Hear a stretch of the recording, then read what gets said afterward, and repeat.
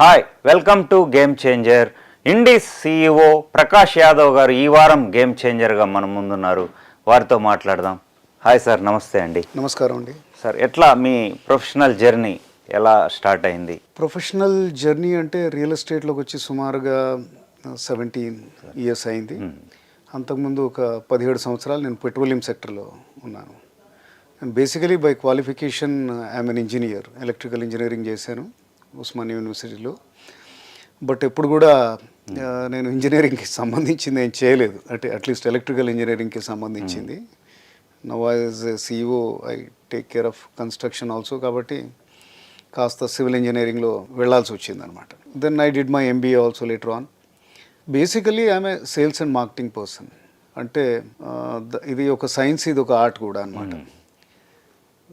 Because teams ఉంటాయి, వాటిని టీమ్ని బిల్డ్ చేయడం, మోటివేట్ చేయడం, కస్టమర్ సైకాలజీ, దెన్ సెల్లింగ్లో కొద్దిగా ప్రాసెస్ కూడా ఉంటుందన్నమాట. ఎట్లా మనం కస్టమర్స్ని లీడ్స్ని, ఇంట్రెస్టెడ్ పీపుల్ని ఎట్లా సోర్స్ చేస్తాం, మార్కెట్కి ఎలా రీచ్ అవుతాం, కస్టమర్ వచ్చాక కాన్వర్జేషన్స్ ఎట్లా ఉంటాయి, కస్టమర్స్ డిఫరెంట్ మైండ్ సెట్స్ తోటి వస్తారు.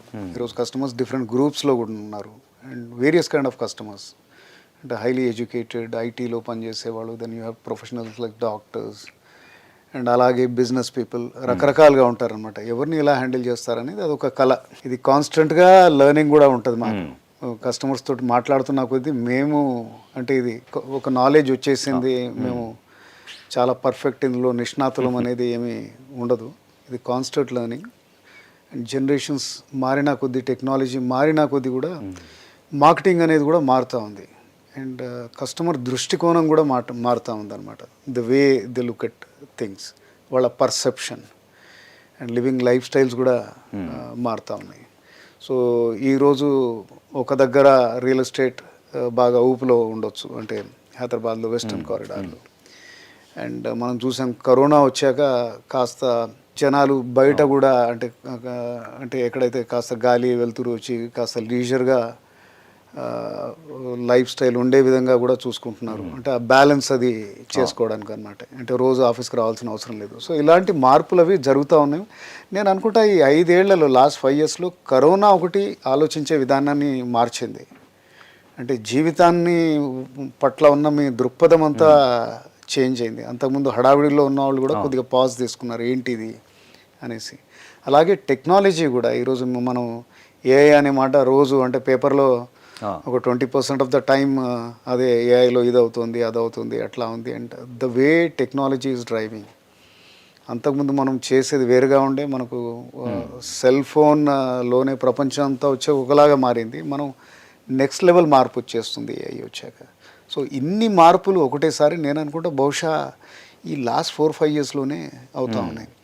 సో వీటన్నిటికీ మనం సిద్ధంగా ఉన్నామా అనేది చూసుకోవాలి. And we have to stay relevant. ఎప్పుడు టోస్ మీద ఉండాల్సి వస్తుంది. ఇప్పుడు టఫ్ టైమ్స్ ఉన్నాయి కాస్త మార్కెట్లో. ఆ టఫ్ టైమ్స్కి ఇవన్నీ కూడా బికాస్ ఆఫ్ దెమ్ మార్కెట్. ఏదైనా ప్రోడక్ట్ సేల్ చేయాలంటే మీరు అన్నట్టు కస్టమర్ రిక్వైర్మెంట్ మేజర్ అంటారు. సో మార్కెటింగ్ అంటేనే అది కదా. అంటే కస్టమర్కి ఏం కావాలి ఫస్ట్ తెలుసుకోవడంతో మొదలవుతుంది.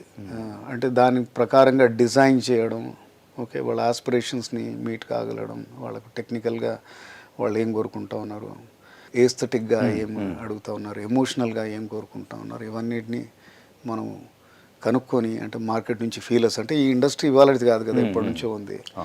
సో అది ఎవాల్వ్ అవుతూ ఉందన్నమాట.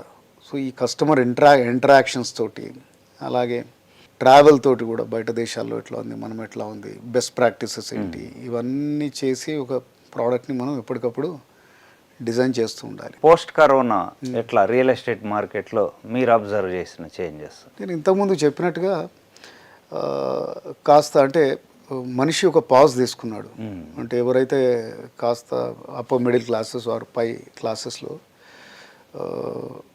లైఫ్ మోర్ అండ్ మోర్ ఇంటి దగ్గర స్పెండ్ చేస్తున్నాం కాబట్టి ట్రావెల్ తగ్గిపోయింది. సో అదే wherever you are spending your time, దాన్ని ఆ పరిసరాల్ని బాగా పెట్టుకోవడము, లేకపోతే బిగ్గర్ స్పేసెస్లో ఉండడము, అంటే మనకు అనుగుణంగా ఎట్లయితే Workplace లాగా కూడా. వర్క్ ప్లేస్ లాగా కూడా ఇట్లా convertible home, I mean it's hybrid working model. అంటే హోమ్ కూడా హైబ్రిడ్ దాంట్లోకి వచ్చిందనమాట. దాని ఏమైనా హాబీస్ అవి ఉంటే పర్సూ చేసుకోవడం. అంటే ఒక 2-3 ఇయర్స్ అయితే కరోనా కాస్త పీక్గా ఉన్నప్పుడు ఈ ఆలోచనలన్నీ ఉండే. ఇప్పుడు కొద్దిగా మళ్ళీ పరిస్థితులు చూస్తుంటే అరే కరోనా అసలు వచ్చిందా అని లాగుందనమాట. అంటే బ్యాక్ టు నార్మల్సీ వచ్చారా అంటే కొన్ని ఐటీ కంపెనీస్లో గట్రా ఈ హైబ్రిడ్ వర్క్ స్టైల్ ఉండొచ్చు కానీ but majority of the other sectors like pharma ఉందనుకోండి, మా రియల్ ఎస్టేట్ లేకపోతే బ్యాంకింగ్, ఇన్సూరెన్స్ ఇవన్నీ కూడా మళ్ళీ జనం యథావిధిగా వచ్చి చేస్తూ ఉన్నారు. కానీ అప్పుడైతే ఏదైతే మార్పు వచ్చిందో అది ఇట్ ఈస్ స్టేయింగ్. అంటే ఒక ఆలోచన అయితే వచ్చింది, లైఫ్ చిన్నది, యోలో అనే ఒక కాన్సెప్ట్ ఉంటుంది, యూ ఓన్లీ లివ్ వన్స్ ఉన్నప్పుడు అది ముఖ్యంగా ఏంటంటే మనం ఉండే పరిసరాలు, మనం ఉండే ఇల్లు అనేది బాగా ఉండాలనే కోరిక ప్రబలంగా వచ్చిందనమాట. హైదరాబాద్ కావచ్చు, ఇతర సిటీస్ కావచ్చు, 1 crore పెట్టందే ఒక మంచి ఇల్లు కానీ ప్లాట్ ఆర్ ఫ్లాట్ వచ్చే పరిస్థితి లేదు. సో అఫోర్డబుల్ హౌసింగ్కి ఎట్లా మనం ఎలా చూడాలంటారు? కరోనా ముందుకి ఇప్పటికీ ఒక 30-40% పెరిగింది. ఫర్ ఎగ్జాంపుల్ 2020 ముందు ఈ వెస్టర్న్ కారిడార్లో కూడా ఆల్మోస్ట్ లైక్ 70-80 ల్యాక్స్కి 2 BHK వచ్చేది. ఇప్పుడు అదే 1.2 నుంచి 1.4 దాకా అయింది. 2 BHK కొనాలంటే 1 crore దాటింది. కానీ ఇక్కడ చూడాల్సిన విషయం ఏంటంటే ఈ 4-5 ఇయర్స్లో మనము ఎంతసేపు ఇదే పెరిగిందని అంటాం కానీ కార్లు ఎంత పెరిగాయి, అవి కూడా 30-40% పెరిగాయి. Because most of them are you know electronic circuitry అది ఉంటుంది. సో బేసిక్గా చిప్స్ మీద డిపెండెన్సీ ఉంది. మనం కరోనా టైంలో చూస్తే అసలు డెలివరీ కూడా చాలా క్యూస్ ఉండేవి అనమాట. And everything has gone up. గోల్డే చూస్తే ఇక్కడ 30-40 వేలకు తులం ఉంది కాస్త 10 grams, ఇప్పుడు ఈరోజు సుమారుగా 1 lakh అయింది. Everything has gone up. Real estate కొద్దిగా ఎక్కువ అయ్యిందేమో. బట్ స్టిల్ ఏంటంటే ఇది ఒక అడ్జస్ట్మెంట్ పీరియడ్. ఇప్పుడు డెవలపర్లు కూడా ఇప్పుడు మీరు చూసే ప్రాజెక్టులన్నీ కూడా ఒక 5 ఏళ్ల క్రితం స్టార్ట్ చేసినవి, లేకపోతే 2-3 years క్రితం స్టార్ట్ చేసినవి, ఒక ఫేజ్లో ఉన్నవి. అప్పటికిప్పటికీ ల్యాండ్ వాల్యూస్ పెరిగాయి, దాని కాస్ట్ ఆఫ్ కన్స్ట్రక్షన్ పెరిగాయి. ఎక్కడో మిక్స్ అండ్ మ్యాచ్ వస్తుంది. కానీ ఇది కాదు టైం. ప్రైస్ పెరిగింది, సో కస్టమర్స్ కూడా ఇబ్బంది పడుతూ ఉన్నారు ఈ పెరిగిన ప్రైజెస్కి అఫోర్డబిలిటీ లేదని. ఇప్పుడు 70-80 ల్యాక్స్కి ఒక 2 BHK ఉందంటే ఒక ఎంప్లాయీ ఒక 1-1.5 జీతం వచ్చి అతను కూడా డౌన్ పేమెంట్ ఏదో 20% చేసుకొని ఒక 25-30 years హోమ్ లోన్కి వెళ్తే అయిపోయేదన్నమాట. ఇప్పుడు ఆ పరిస్థితి లేదు. ఎందుకంటే డౌన్ పేమెంటే 1.2 crores ఉందంటే దానికి 20% తన కాంట్రిబ్యూషన్ ఉండాలి, లోన్ టు వాల్యూ అంటారు, అదో 25 లక్షలు అవుతుంది అది. సో అలాంటి డైలమా ఉంది. సో ఇట్లాంటి సందిగ్ధం ఇప్పుడే కాదు, ఎప్పుడే వస్తూ ఉంటుంది. మనకి ఇంకొక ప్రాబ్లం ఏంటంటే హైదరాబాద్ ఒక అప్ సైకిల్ 10 years చూసింది. అలాంటి అప్ సైకిల్ జనరల్గా ఎక్కడ ఉండదు. రియల్ ఎస్టేట్ అనేది చాలా సైక్లికల్ ఉంటుంది. ఎవ్రీ 3-4 yearsకి ఒకసారి పడడం, మళ్ళీ లేవడం, ఆ కరెక్షన్స్ జరగడం అది జరుగుతూ ఉంది. సో 2000 ఆల్మోస్ట్ లైక్ 15 నుంచి 2023 దాకా ఒక 8 ఏళ్ళు అనుకోవచ్చు మనం. ఎక్కడ డౌన్ అనేది, డౌన్ ట్రెండ్ అనేది చూడలేదు. మనకు అంతకుముందు ఎప్పుడో 2007-9 ఈ global meltdown problem, then అలా అప్పుడు 2007 నుంచి 2009-10 దాకా కొద్దిగా గడ్డు కాలం ఉండే ఇక్కడ. సో అలాంటి టైం మనం చూడలేదు. సో కరెక్షన్ టైం అంటే ప్రతిదానికి సమయమే సమాధానం చెప్తుందని అంటాం కదా.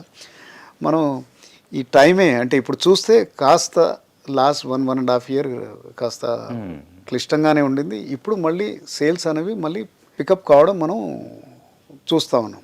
ఇప్పుడు there is an uptick. Last 2-3 months నుంచి అయితే బాగానే ఉంది. సో నేను ఇంతకుముందు చెప్పినట్టుగా ఎప్పుడైతే డౌన్ సైకిల్ వస్తుందో దానికి రెమెడీ ఏమి ఉండదండి, టైమే అంతే. సో టైం తోటి డెవలపర్ వైపు కూడా కరెక్షన్స్ చేస్తూ ఉంటారు. అంటే కాస్ట్ ఇంజనీరింగ్ ఎలా చేయాలి, సైజెస్ వీళ్ళు కూడా కొద్దిగా అడ్జస్ట్ అవుతూ ఉంటారు అనమాట. సార్ ఇప్పుడు చూసుకుంటే హై రైజ్ టవర్స్ కావచ్చు, భారీ ప్రాజెక్ట్స్ బుకింగ్ రోజే 1000 crore బుకింగ్స్ ఆర్ బిజినెస్ అని చెప్తున్నారు. సో ఎట్లా ఇది ఒక హైప్ అంటారా ఎట్లా, లేకుంటే రియల్ ఎస్టేట్లో ఎవాల్వ్ అవుతున్న చేంజెస్కి? ఇప్పుడు డిఫరెంట్ టైమ్స్ అండి ఇవి. ఇంతకుముందు చెప్పినట్టుగా మనము ఒక 2015 నుంచి 23 దాకా ఒక గ్రాఫ్ అనేది ఒకలాగా వెళ్ళింది. సో బిజినెస్ ప్రాక్టీసెస్ కానీ, దెన్ మార్కెటింగ్ కానీ, మార్కెట్ ఫోర్సెస్ కూడా ఒకటే విధంగా బిహేవ్ చేశాయి. కాబట్టి ఆ journey was a very smooth journey. అంటే ఎవరికైనా ఒక డెవలపర్కి ఒక 1-2 ఇయర్స్ ఆ స్పేస్లో ఉన్నాక ఆయనకు అర్థమైపోతుంది ఎలా ఏం చేయాలి, లాంచ్ ఎట్లా చేయాలి, స్టార్టింగ్ ఫస్ట్ ఇయర్ ఎన్ని అమ్మాలి, దానికి ఎంత మార్కెటింగ్ స్పెండ్స్ చేయాలి, దాని అవుట్ రీచ్ ఎవరెవరికి రీచ్ కావాలి, ఇవన్నీ కూడా అయినవి. ఇప్పుడు వచ్చే సిచ్యువేషన్లో ఎక్కడైతే కొద్దిగా మార్కెట్ టఫ్ కండిషన్స్లోకి వచ్చిందో అండ్ మార్కెట్లో ప్లేయర్స్ కూడా చాలామంది వచ్చారు ఈరోజు. ఇప్పుడు మీరు హైదరాబాద్ కనుక చూసుకునేది ఉంటే పాన్ ఇండియా డెవలపర్స్ ఒక 6 మంది కొత్తగా వచ్చారు. అండ్ అలానే ఈ కరోనా టైంలో కొత్తగా వచ్చిన డెవలపర్స్ కూడా కొత్త ఎంటర్ప్రీనర్స్ అనొచ్చు మనం.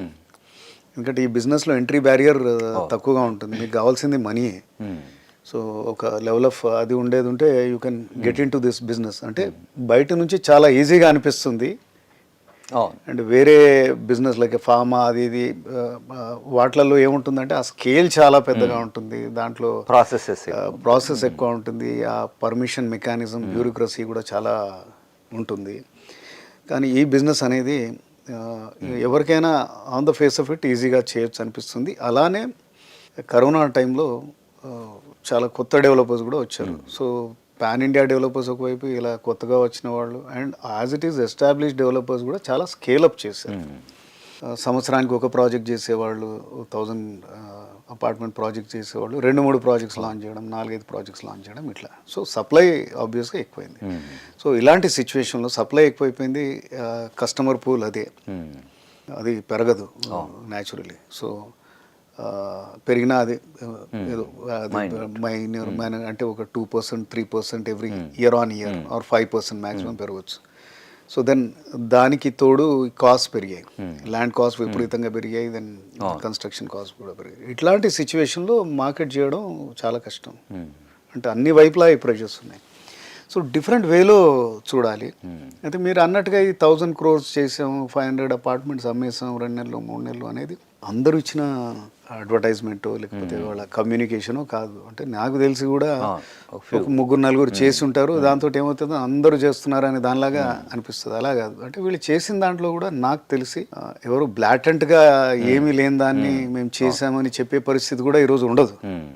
సో ఆ ట్రుత్ ఎక్కడో దగ్గరలోనే ఉంటుంది వాళ్ళు చెప్పిన దానికి. ఎందుకంటే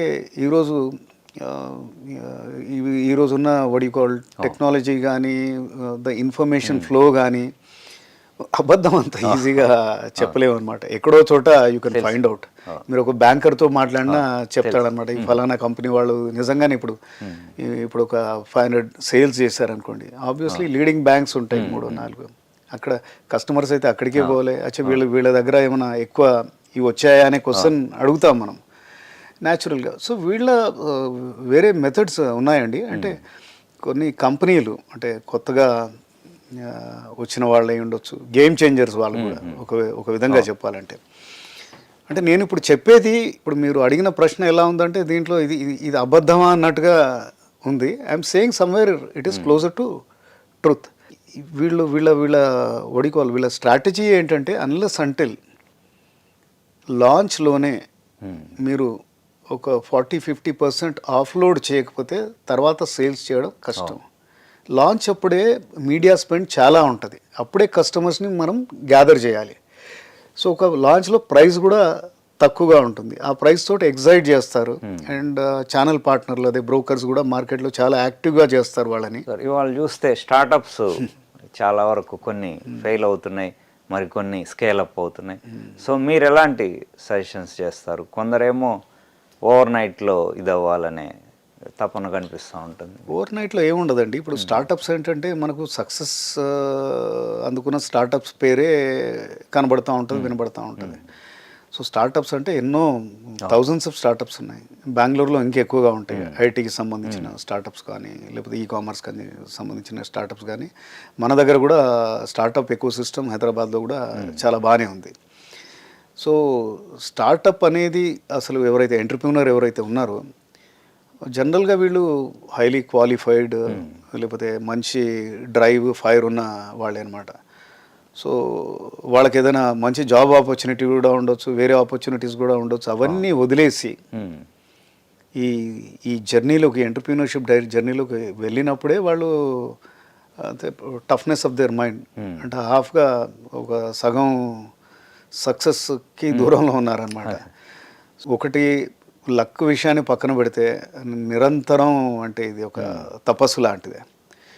బేసిక్గా how you build your team and finances, ఇన్వెస్టర్స్ని ఇలా మొబిలైజ్ చేస్తారు. ఫస్ట్ టర్న్ అరౌండ్ దాకా అయితే ఆ జర్నీ చాలా కష్టంగా ఉంటుంది. ఎవరైతే మధ్యలో గివప్ చేస్తారో ఫర్ డిఫరెంట్ రీజన్స్ వాళ్ళు ఫెయిల్యూర్గా ఉంటారు. ఒక స్టార్టప్ వాళ్ళకు మనం ఇచ్చే సజెషన్ అంటూ ఏం ఉండదు. అంటే వాళ్ళు కాన్స్టెంట్గా అది మథనం, దే నో, ఐ మీన్ కంటిన్యూస్గా ఐ థింక్ లేస్తూ తింటూ పడుకుంటూ ఆల్ స్టేజెస్ అదే, that is at the back of their mind. And డెఫినెట్గా అది ఒక్కడి ఇది కాదు. ఆ జర్నీలో డెఫినెట్గా ఆయన వెంట ఒక 20-30 మంది సేమ్ మిషన్ తోటి ఉంటారు. Good for the nation. ఎందుకంటే మనం నెక్స్ట్ లెవెల్కి వెళ్ళినట్టే. ఇంతకుముందు అంతా ఒకనొక కాలంలో గవర్నమెంట్ ఉద్యోగం వస్తే బాగుండనే దగ్గరికి నుంచి నెక్స్ట్ ప్రైవేట్ ఉద్యోగాలు ఐటీ వచ్చాక మేజర్లీ ఒక ఇన్ఫోసిస్లో పనిచేసేదానికి ఒక గవర్నమెంట్ ఉద్యోగంలో పనిచేసేదానికి చాలా తేడాలాగా అయిపోయింది. దెన్ ఉద్యోగాలు క్రియేట్ చేయడం, నేషన్ ఇంకా నెక్స్ట్ లెవెల్కి వెళ్ళాలంటే. అండ్ కంట్రీలో కూడా మనం లాస్ట్ 2 decades నుంచి చూస్తుంటే మేడ్ ఇన్ ఇండియా అది ఇది ప్రోత్సాహకాలు వాళ్ళు కూడా ఇస్తూ ఉన్నారు. సో ఈ స్టార్టప్స్ అనేది ఒక మైండ్ సెట్. ఆ మైండ్ సెట్ ఇప్పుడు ఉన్నది. అది సక్సెస్ కావాలంటే ఆ ఇండివిజువల్, ఆ కంపెనీస్ వాళ్ళ మీద డిపెండ్ అయ్యి ఉంటుంది. Right sir. ఇప్పుడు లైఫ్లో సక్సెస్ కావాలంటే కంపల్సరీ హార్వర్డ్ యూనివర్సిటీలో చదవాలా, లేకుంటే హార్డ్ వర్క్ సరిపోతుందా, లేకుంటే రెండు బ్యాలెన్స్ చేసుకో? ఎడ్యుకేషన్ అనేది ఒక విధంగా మీకు హెల్ప్ చేస్తుంది, but that is not everything. ఇప్పుడు మనం చూస్తాం ప్రీమియర్ ఇన్స్టిట్యూట్స్లో చదివిన వాళ్ళు కూడా, ఐఐటీస్, ఐఎమ్స్లో చదివిన వాళ్ళు కూడా ఎవరో ఒకరికి ఉద్యోగం చేస్తూ ఉంటారు for some salary also. And ఒక ఎంటర్ప్రీనర్షిప్, ఒక కంపెనీ పెట్టారు. ఇప్పుడు మనకు సిటీలో ఉన్న రియల్ ఎస్టేట్ కంపెనీస్లోనే చూస్తే అది వాళ్ళ వాళ్ళ వాళ్ళ వడికోవాలి వాళ్ళ ప్యాషన్. అది ఫస్ట్ ప్యాషన్ ఉండాలి, రైట్ యాటిట్యూడ్ ఉండాలి. ఎడ్యుకేషన్ అంటే ఈరోజు ఎవ్రీబడి ఈజ్ ఎడ్యుకేటెడ్. నాకు తెలిసి మీరు you come across anyone 80% of the chances అంటే ఈ అంటే ఒక 40 years పైన, 40 years లోపల ఉన్నవాళ్ళు ఆర్ 50 years లోపల ఉన్నవాళ్ళు either is an engineer on minimum MBA graduation. అంటే ఆ బేసిక్ ఎడ్యుకేషన్ ఉంటుంది. అంటే గ్రహించగలిగే నేర్పు ఉండడం. అంటే ఫస్ట్ ఆఫ్ ఆల్ ఏంటంటే క్యూరియాసిటీ ఉండాలి, హంగర్ ఉండాలి. ఆ రెండు ఉన్నప్పుడు గ్రహించగలిగే శక్తి అంటే మీ బేసిక్ ఎడ్యుకేషన్ ప్రొవైడ్ చేస్తుంది. మరి హార్వర్డ్ నుంచో స్టాన్ఫోర్డ్ నుంచో ఉండాల్సిన అవసరం ఉండదు అనమాట. సో హార్వర్డ్, స్టాన్ఫోర్డ్ నుంచి ఉండి కూడా మీకు డ్రైవ్, హంగర్ లేదనుకోండి, సో అది ఆ సక్సెస్ ఒక దగ్గర దాకా సక్సెస్. అంటే ఆ బ్రాండ్ తోటి ఒక దగ్గర దాకా వెళ్తారు మీరు. ఒక ఉద్యోగంలో నెలకు, సంవత్సరానికి 1 కోటి రూపాయల శాలరీ, 2 కోట్ల శాలరీలో ఉండొచ్చు, but that is end of it. అట్లే ఉంటుంది అనమాట. So majorly it is about attitude and your hunger. Sir, ఇప్పుడు యూత్ సక్సెస్ కావాలంటే మళ్ళీ మీరు ఇచ్చే 3 సజెషన్స్, టాప్ 3. సో బేసిక్గా నేను అనుకునేది ఏంటంటే ఫస్ట్ ఆఫ్ ఆల్ ఏదైనా సక్సెస్ని డిఫైన్ చేసేది, సక్సెస్ఫుల్గా కావాలంటే ఫస్ట్ కావాల్సిన ఇంపార్టెంట్ థింగ్ ఈజ్ డిసిప్లిన్. ఆ డిసిప్లిన్ కూడా మీకు దాన్ని డ్రైవ్ చేసేది. డిసిప్లిన్ దీన్ని డ్రైవ్ చేస్తుందా, లేకపోతే ఈ ఫలానా హ్యాబిట్ డిసిప్లిన్ని డ్రైవ్ చేస్తుందా అనేది అది డిబేటబుల్. ఏంటంటే first you should be focused on your health and fitness. So unless until మీరు ఒక గంట సేపు మీ మీద మీరు స్పెండ్ చేసే అది లేకపోతే, ఇంట్రెస్ట్ కానీ లేకపోతే ఆ డిజైర్ కానీ లేకపోతే, ఇంకా నెక్స్ట్ మనం చేసేదేమీ ఉండదు. It can be anything, either running or playing a sport. So దానికి ముందు ఏంటంటే 6 గంటలకు 5:30కు లేచి రోజు వెళ్ళగలిగే డిసిప్లిన్ రావాలి. దాంతో everything will fall in place. ఎందుకంటే మీకు గుడ్ హార్మోన్స్ రిలీజ్ అవుతాయి, ఆ డే అంతా కూడా ఫ్రెష్గా ఉంటారు. అండ్ ఈ రోజున్న సక్సెస్ఫుల్గా ఉండాలంటే కంటిన్యూస్గా ఒక 7-8 hours ఆగకుండా you to invest your time. అంటే ఫోకస్డ్గా చేయాలి. దానికి కావాల్సిన ఎనర్జీ కానీ, లేకపోతే ఎక్కువ వర్క్ తీసుకోవడానికి కావాల్సిన ఇమ్యూనిటీ లెవెల్స్ కానీ హెల్త్ ప్రొవైడ్ చేస్తుంది. అదొకటి. దాన్ని సక్సెస్ఫుల్గా ఉండాలంటే లెర్నింగ్ డిజైర్ ఉండాలి, కాన్స్టెంట్గా నేర్స్తూ ఉండాలి. ఇప్పుడు మనమే చూస్తున్నాం ప్రపంచం ఎంత క్విక్గా మారుతుందంటే, ఇర్రెస్పెక్టివ్ ఆఫ్ యువర్ ప్రొఫెషన్, మీరు డాక్టర్ కావచ్చు, లాయర్ కావచ్చు, ఎవరైనా కావచ్చు, ఈరోజు ఏఐ వాడడం తెలవగలిగి ఉండాలన్నమాట. ఏఐ వస్తే జాబ్స్ వెళ్తాయి, అవి పోతాయి అనే మాట వస్తూ ఉంది. సో సంబడి సెడ్ ఏఐ మీ జాబ్స్ని ఏఐ కాదు థ్రెట్ మీ జాబ్స్కి. మీ ఉద్యోగాలు ఏఐ తీసుకోదు. మీ ఉద్యోగం ఎవరు తీసుకుంటారంటే ఏఐ వాడగలిగే వాళ్ళు మీ ఉద్యోగం తీసుకుంటారు అనమాట. సో ఫస్ట్ హెల్త్, ఫిట్నెస్, దాంతోపాటు వచ్చే discipline, then hunger to learn new things. ఇప్పుడు సక్సెస్ని మనీతో మెజర్ చేసే పరిస్థితి వచ్చింది. విలేజెస్కి వెళ్తే అంతకుముందు ఎలా ఉన్నారు అని అడిగేవాళ్ళు, ఇప్పుడు ఎంత సంపాదించారు అనేది క్వశ్చన్ చేయడం అనేది చూస్తున్నాం. సో మీరు ఎట్లా చూస్తారు సార్? సక్సెస్కి 2-3 మెట్రిక్స్ అంటే, ఒకటి మనీ అనేది డెఫినెట్గా వస్తుంది. ఇప్పుడు ఒక మనిషి మీకు ఆయన నోటితోటి చెప్పకుండా 2 ఏళ్ల క్రితం ఒక చిన్న కారులో కనబడ్డాడు, తర్వాత మీరు పెద్ద కారులో నుంచి దిగుతున్నారంటే ఆయన సక్సెస్ఫుల్ అయ్యాడనేది మీరు అనుకుంటారు.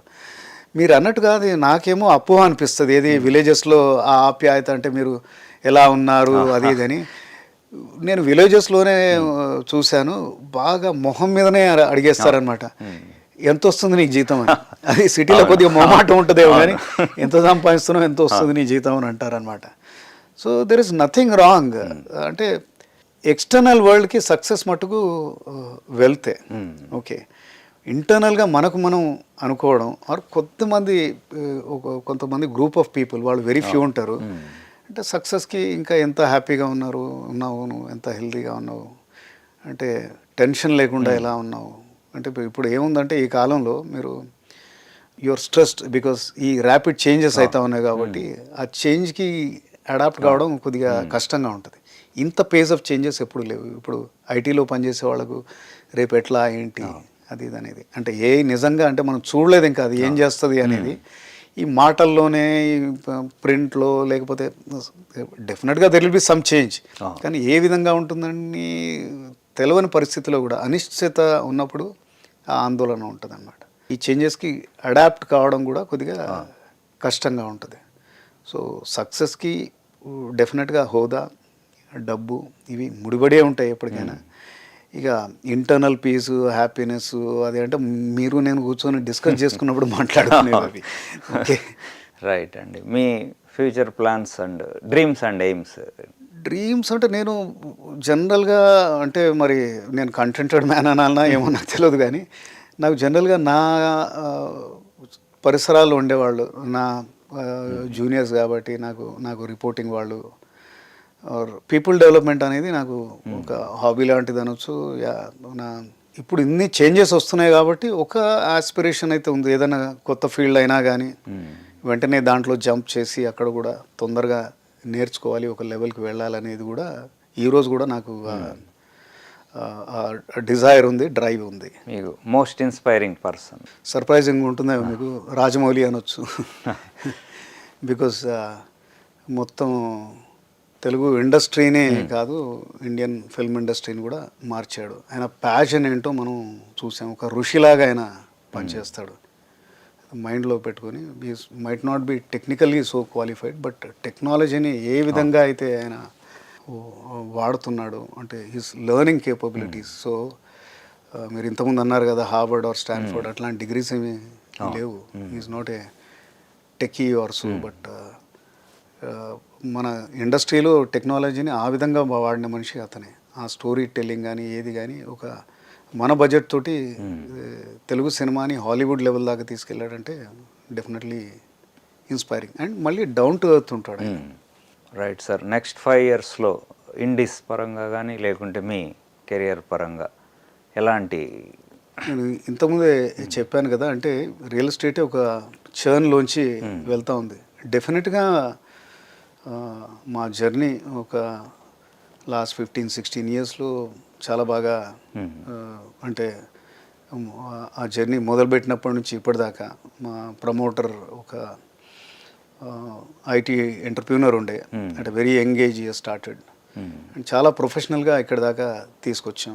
అండ్ ఒకలాంటి ప్రాజెక్ట్సే చేయకపోవచ్చు, మారుతున్న టైమ్స్కి సందర్భంగా we might get in to different kinds of real estate, అది ఉంటుంది. అండ్ ఇట్ ఈస్ ఓన్లీ ఈ టైంతో పాటే విల్ బి ఏబుల్ టు. మీకు ఇష్టమైన బుక్? ఇష్టమైన బుక్స్ అంటే చాలా ఉన్నాయండి. అది ఒక బుక్ అంటే చాలా సింపుల్ టు రీడ్. నేను అందరికీ అడ్వైజ్ చేసేది ద ఆల్కెమిస్ట్ అని. అదొక self help and motivational book. చాలా చిన్నగా ఉంటుంది. నిధి అనేది ఎక్కడో బయట ఉండదు, ఇక్కడే ఉంటుందని చెప్పే పుస్తకం. చాలా చిన్న పుస్తకం. దానికి కంపారిటివ్లో ఇంకొద్ది పెద్ద పుస్తకం ఉంటుంది. అది కూడా ఒక మనిషి ఎలా ఉండాలి, అందులో గ్రిట్ ఎలా ఉండాలని చెప్పేది ద ఫౌంటైన్ హెడ్ అనే పుస్తకం. అది నాకు ఫేవరెట్. దెన్ జాన్ గ్రిషామ్ రాసే లీగల్ థ్రిల్లర్స్ అన్నీ కూడా నాకు ఇష్టం. అంటే పుస్తకాలు చదవడం మూలాన, ఆయన పుస్తకాలు చదవడం మూలాన లీగల్ అంటే ఏంది అంతో ఎంతో ఐడియా వచ్చింది. అంటే ఫిక్షన్ రూపేణ, అంటే జనాలకు చాలా ఈజియర్గా చెప్పారన్నమాట.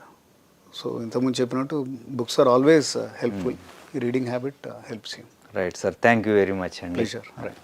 ఇది ప్రకాష్ యాదవ్ గారితో ఇంటరాక్షన్. వచ్చే వారం మరో గేమ్ చేంజర్తో కలుద్దాం. బై.